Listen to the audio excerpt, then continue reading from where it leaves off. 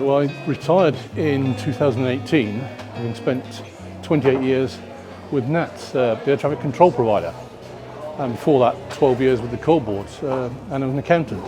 And as I got to the end of the career, I was thinking, what can I do to sort of keep my brain active? And my wife is disabled. She had a stroke a few years ago, so it needed to be something that was at home, and the MA, distance learning, was absolutely ideal because I could combine that with being with her and caring for her.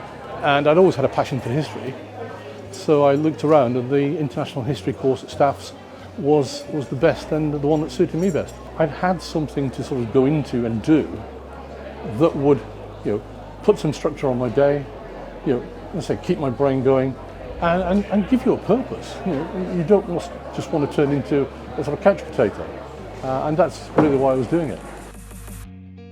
The other thing about distance learning is you've got an awful lot of people there from different backgrounds and different countries. There's guys in Toronto, Egypt, Japan, all over the place, and with different cultural backgrounds.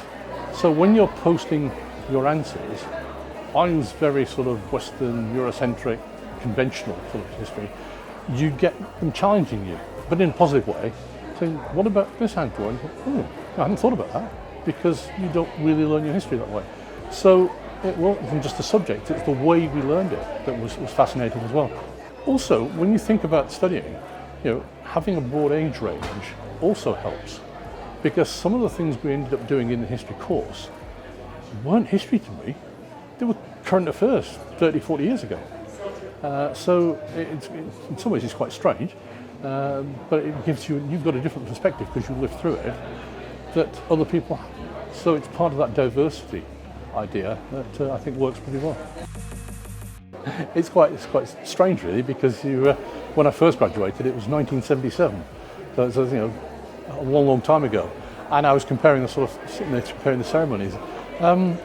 It was strange, it was unreal. It feels a nice achievement to have actually got something, and actually what I'm going to do, I enjoyed it so much, I'm going to hopefully go on and do a PhD.